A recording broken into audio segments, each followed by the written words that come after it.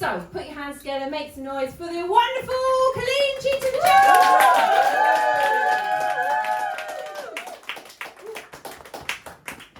Hello, good evening. My name is indeed Colleen Cheetham-Gerrard.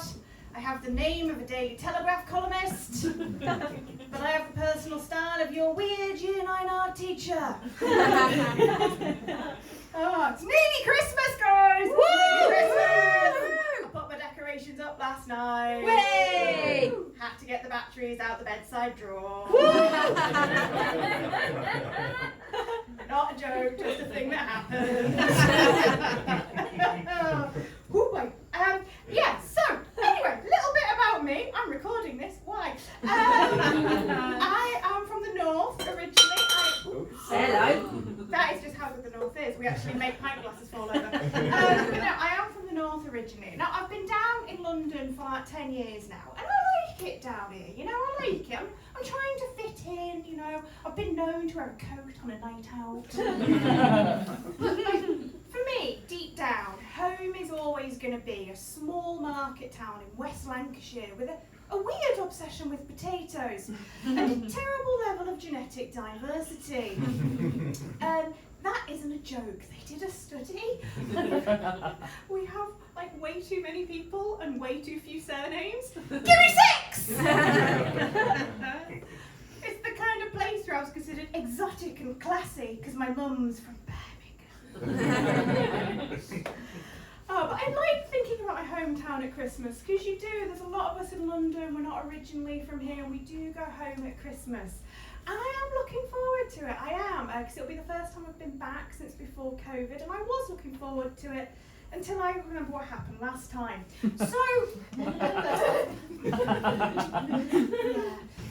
you know, last Christmas 2019, I go off, and I'm going to be honest, at the time I wasn't particularly looking forward to it. Now, some of you from here, you know, you're going to be doing the same thing. You travel home at Christmas, and there's always a weird family party, and there's always one relative who's like, oh, you live in that London, do you? Oh, you live in that London. Oh, I wouldn't live, it's full of crime. Oh, never go to my house, you know. You'll never be able to go to my house. And you're like, okay, Auntie Sue, now you know why I've got depression. So I wasn't massively looking forward to it, but I got home in 2019, and my mum had transformed my childhood bedroom into like a proper spare room.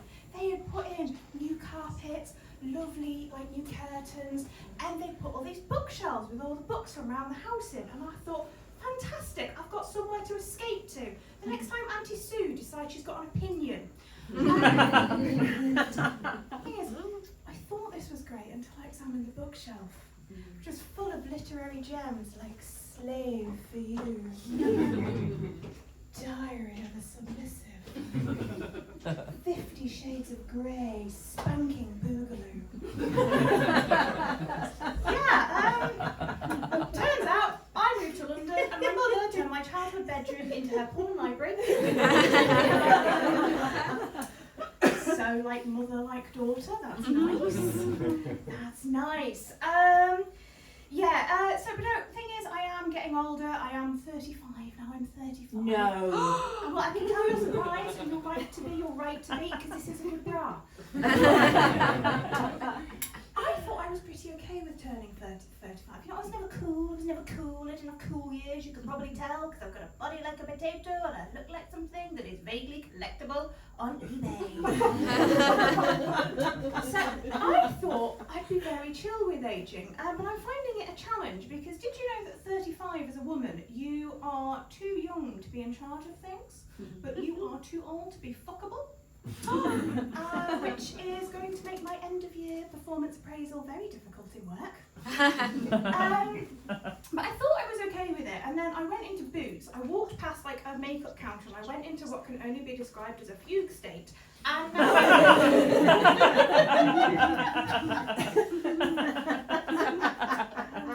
now I have a day and night skincare regime.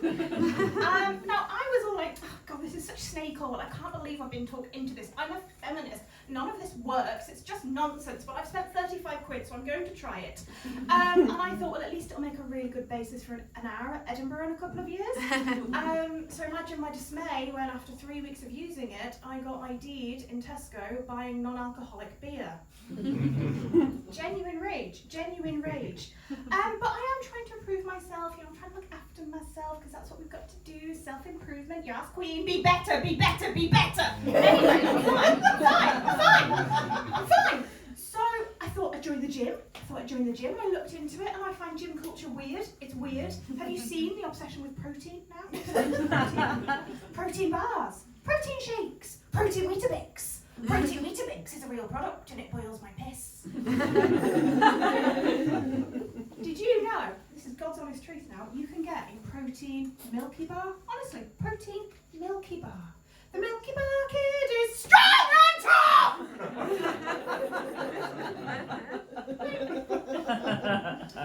Who looks at an 8-year-old and goes, yeah, could be more hench. So,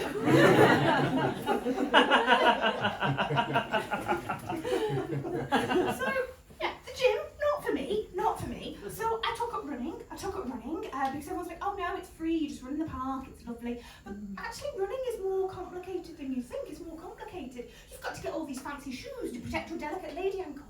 You've got to make sure you have a really good playlist to make sure that you've got all of like banging feminist tunes. You've got to find the right route that like minimises your chances of getting murdered by a serving member of the London Metropolitan Police.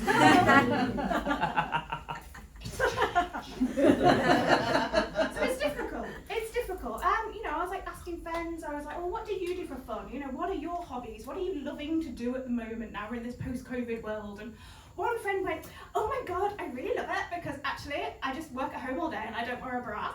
And I'm like, not a hobby, Debbie.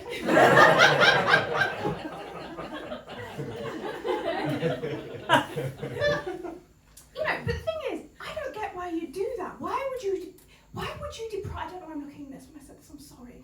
Why would you deprive yourself of the ultimate best bit of your day, which is taking your bra off at the end of it? This is like the latest I wear it is for comedy. Because you take it off, you're doing a little scratch, and if you think that face is unattractive, just bear in mind that is basically foreplay to my husband at the moment. But you do the little scratch, and it's bliss. Why do people not enjoy this? Why? And sometimes when I talk about this on stage though, like about how nice it is to take it off at the end of the day, like one slightly artificially skinny woman will be like, if you just got measured properly, this wouldn't happen. And you're like, okay, Gwyneth. The thing is, like, this woman always said these things, don't they? They're like, Kale, have you tried giving the gym a real chance? And you're like, well, you've got a point. She's got a point, but also, she's a cunt. Yeah. Anyway, I feel like we're all really good friends, so I'm going to end the night by turning you against me and tell you what it is I do for a day job. For my day job, I'm a HR manager. Why are you cheering, you scab?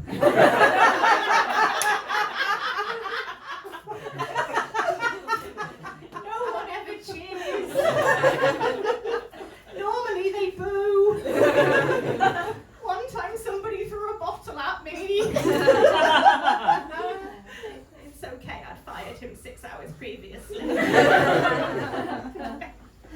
Thing is though, and with all due respect to my colleague over here, which is none, it's not a useful job, is it? It's not a useful job. Like come the apocalypse, which as far as I can tell, Rishi has scheduled for January.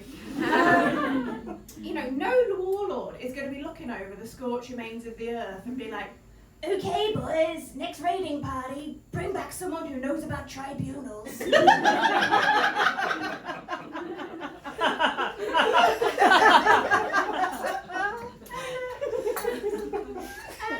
did I fall into this incredibly glamorous profession? I hear none of you cry when I will tell you. I graduated with a history degree. And for some reason, employers were not crying out for my razor-sharp knowledge of the English Civil War.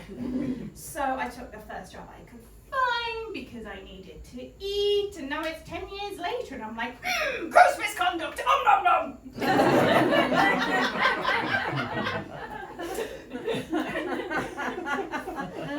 See, the thing is though, if like I know you're not disappointed in me, but if the rest of you